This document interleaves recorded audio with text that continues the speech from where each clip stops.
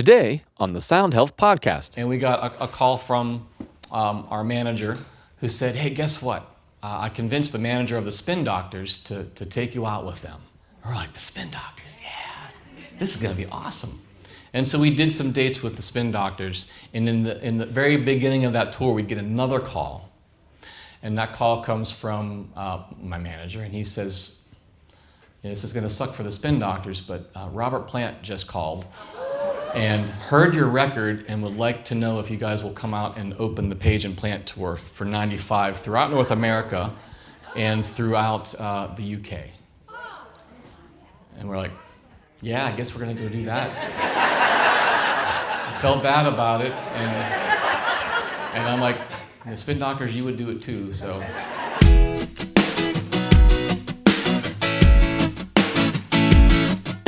Before we get started, I'd like to invite you to take advantage of a free resource I made for you. It's called the Sound Health newsletter. In it, I share the latest research in music and health. Plus, you'll learn music and wellness exercises that you can use every day to feel your best. You'll also get discounts and first access to all of my products and events. Remember, it's completely free. Just come visit me at donovanhealth.com to get started today. That's donovanhealth.com. Hey, this is Jim Donovan. Welcome to the show. Today we have a very special podcast where we are going to listen in to this past summer's Great Rhythm Revival. And there I told one of my favorite stories about how I learned how to hold thoughts in my mind and then take relentless action to bring about the different things that I wanted in life. Now, this is live in front of the Great Rhythm Revival audience. That's one of the retreats that I run up in upstate New York. These folks are fantastic. I can't wait for you to hear this. And so without further ado, here we go. Enjoy. Story time. 1994, beginning of 1994. Some of us can still remember that. It's a long time ago. I was in, if you're from, any Pittsburgh people here? Pittsburgh people? Oh, awesome, great. So you know where there's a place called the Strip District where there's all kinds of, there's restaurants and there's also a lot of industrial. So we had my old band Russell Root and I had a rehearsal space down in the Strip. Whoop, whoop, great. Love them. And we were dirt poor. We put all the money that we made in our early years back into equipment and the vehicle to get us to places. And we had just signed a record contract. It was a huge deal, but we're sitting in this, it's a dingy little rehearsal space. The floors are filthy. And we're getting ready to go to Pasadena, California to record our record. It's a record called When I Woke. Some of you might remember that. It had the song that bought my Kia. A song called Send Me On My Way was on that one. That was our claim to fame. And so we're sitting there, and we were, I think my older self looking back at my younger self, I could say we had a naivete about us, which I realized really helped us. We believed that it was totally possible for 7 grubby hippies to make it. Like, we completely believed it. And so we sat together and we would do these strange exercises where we'd get big poster board. And so we were really worried about flying, and we were worried about earthquakes in California, right? And so, because we have to go to Los Angeles and we have to spend like a month and a half there. So we draw a picture of an airplane landing safely in California, and we drew this protective bubble around us that protected us from earthquakes, right? And then we started talking about what do we want to happen for this record, and we talked about it, and then we decided, well, we'd love to be able to make a living making music, because at the time we just weren't. I was working for my dad's tree service. Our lead singer was delivering flowers for his mom. So we'd like to be able to support ourselves.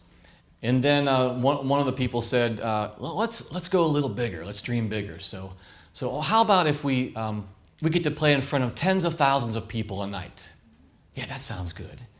How about a stadium? Maybe we could play a stadium. All right, let's write that one down. And then, well, let's imagine that, like when we're recording, that all the good energy is going from our bodies into the instruments or our voices through the microphone cables and onto the tape. So we used tape back then.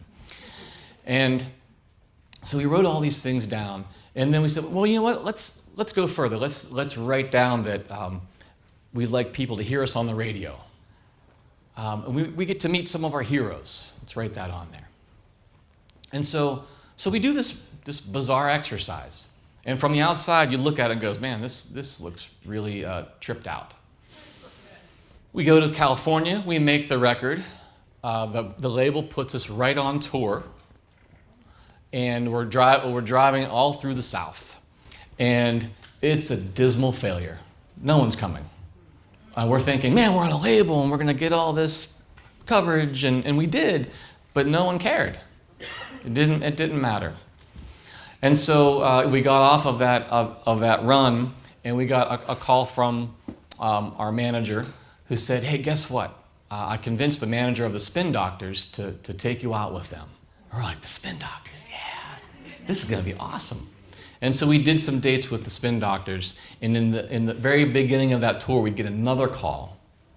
And that call comes from my manager, and he says, this is going to suck for the Spin Doctors, but Robert Plant just called and heard your record and would like to know if you guys will come out and open the Page and Plant tour for 95 throughout North America and throughout the UK. And we're like, yeah, I guess we're going to go do that. I felt bad about it, and I'm like, the Spin Doctors, you would do it too. So we went and did this tour with Page and Plant. Led Zeppelin was the way I learned how to play drums. I would imagine that I was on tour with Led Zeppelin and I was playing all the beats. I imagined this as a teenager. While we're out there, we are not on the bill, right? So that we're not on the tickets. So when the lights go down, people think, here comes Led Zeppelin. And the lights go on and it's not Led Zeppelin. It's these, and you can see the people go, oh. And they're just looking at us. And we have 25 minutes to win them. And so at first people are just kind of like, they're watching it, they're waiting. And we've heard that people can be abusive when they don't like the opening band with these hard rock bands. And first people are looking, and then you see some people starting to groove with it, and then there's some people that are like, this is good. And then we do the big drum thing, and then by the end we would get standing ovations. Night after night, people would start to go, whoa, I like this. And back when people were still selling records, people would actually go to a record store and buy our record. And we would get like an accounting every week of, it was called the Sound Scan Report. And it showed every market we went into, people were going to the store and getting the new record. All of a sudden. Later on, we found ourselves on a tour called the Horde Tour. Anyone remember the Horde Tour? Blues Traveler and Lenny Kravitz? Yeah, it was amazing. And we found ourselves, at first, again, playing in front of nobody. And to the point where it was, even the very first night of the tour in Indianapolis, we showed up, very first night, and we were playing on the second stage, which is in the parking lot. Nobody there. 0 people. And we talked about this backstage. We're like, man, there's nobody here. What should we do? And we said, well, how about this? Let's play like it's the last time. Go and just play like we never get to do this again. And so we did, and we played like as hard and as epic as we could go. I remember my bass player Patrick, he's got this big bushy black hair, and he would look at me, he's like playing his bass at me, and I would drum back at him. And in the middle of the show, I look out in the audience, there's no one. It's just asphalt. But way out there, maybe like from here to the trees over that way, it's really far, is a woman, and she's walking her dog. And it just keeps getting more demoralizing. Like, and now they're walking dogs at our show. Great. And so a woman with dogs, she's just not minding her own business. And then, you know, we start to like sort of focus at her, and we're starting to play to her. And you can sort of like see, she's like, what the hell are these people doing? And then she stops. You know, she's got the dog, and she stops. And she doesn't leave. And then all I can think is, oh, please don't leave. And I'm giving her the whole thing, like, come on, you gotta stay, you gotta stay, you gotta stay. What about this? If I do this, will you stay? Right? And she stays. At the very end of the show, we play a song called Ecstasy, and it's just like bombastic ending.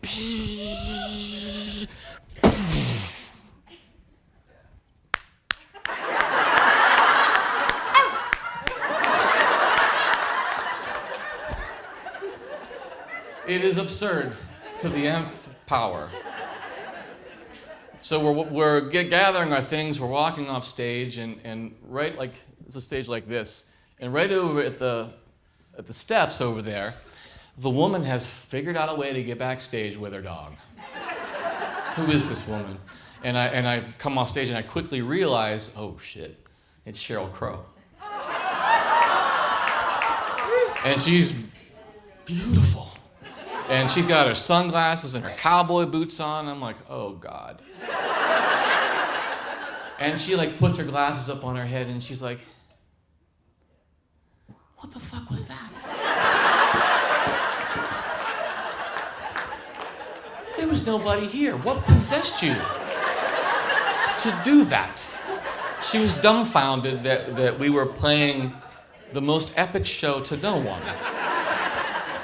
And this was a point of pride for us. Our live show was our thing. And that's what we did. It wasn't hard for us to decide to do that because it was fun. And we told her that, and she's like,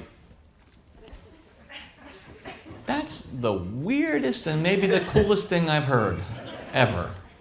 And then she thought for a couple seconds, and then she said, you know what? You guys are really good. People need to hear you. I have a show at the Beacon Theater in New York City and another one the day before at the TLA in Philly. Why don't you guys come and open for me? Would you like to do that? And we're like, oh, yeah. You bet we would.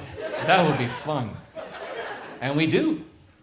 We go that fall and we open up these shows. It was the entrance to two of what became our biggest markets in the country. While we're there, that would have been plenty just to go and open these shows. While we were there, the label was sending us to radio stations. And usually very early in the frickin' morning. So we're, a little grumpy, and we're going to this little hole-in-the-wall radio station you ever been to Secaucus, New Jersey, or been through Secaucus, New Jersey? We stayed there many times. And so we're at this radio station, and we play the acoustic version of Send Me On My Way, and we do a great job because that's our point of pride. We leave the station. I mean, it's a dingy little place. Doesn't look like anything. That Wednesday, I get a call from manager again, and he says, Jim, good news. The station that you went to play for just added your song in rotation. They're going to play your song 28 times a week. And I said, oh, great, that's great news. And he said, well, I don't think you understand. So the station you went to is a station called Z100.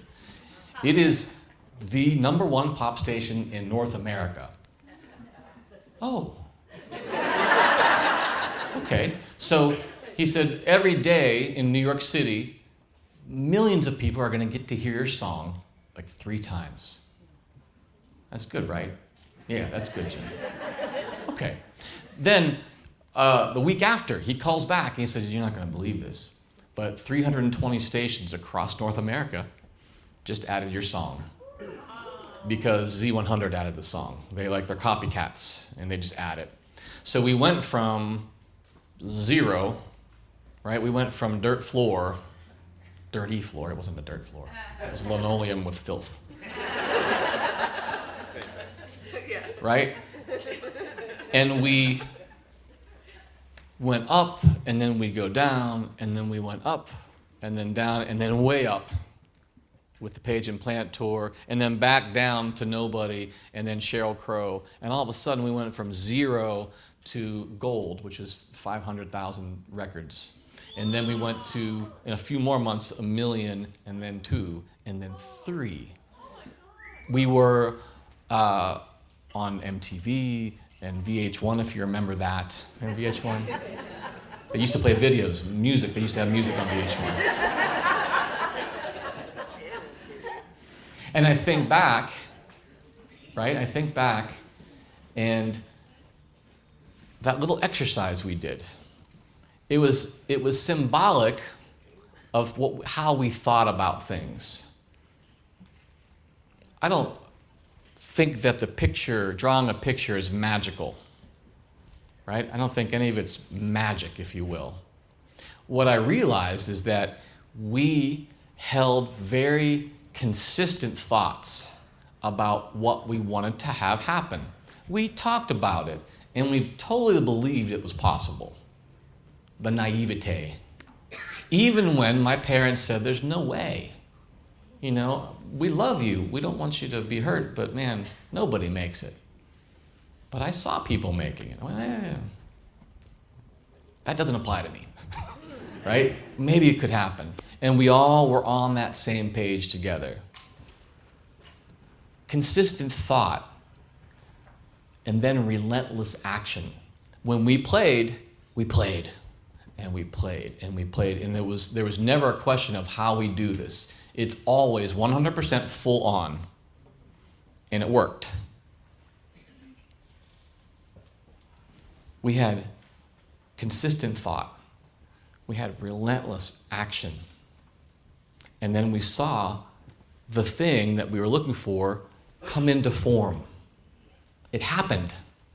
It happened big, actually happened bigger than we imagined it happening. The interesting thing is that this is the only time we sat down and did this exercise together. It was the only record we had done it for. After this record, and we get big, and then there's money, and then there starts to be some squabbles amongst ourselves, we stopped talking about what we want.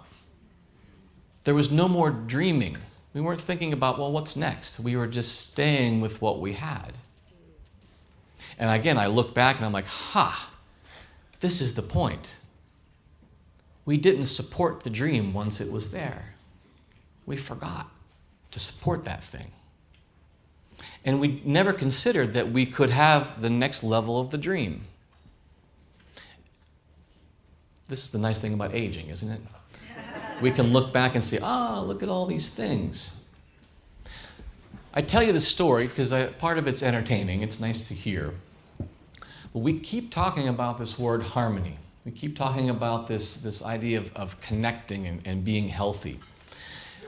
What I want to say about this is that if we, the collective we, decide that we are going to find ways to be in harmony in our health first, and take relentless action towards that, we can't help but improve.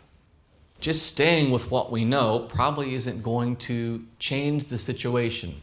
If you find yourself in a situation where you'd like it to be improved somehow, we got to have a consistent thought about it. We talk about it with each other, and then we've got to take some relentless action.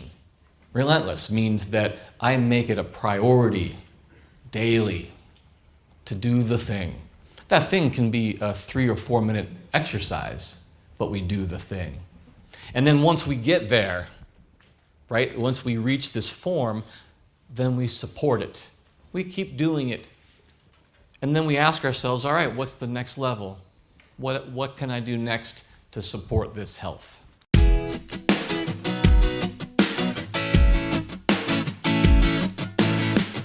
Now, before you go, I'd like to let you know about a free resource I made for you. It's called the SoundHealth newsletter. In it, I share the latest research in music and health in an easy-to-understand form. I also share beginner-friendly music and wellness exercises that you can use every day to feel your best. When you sign up, you also get discounts and first access to all of my Sound Health products and events. Remember, it's completely free.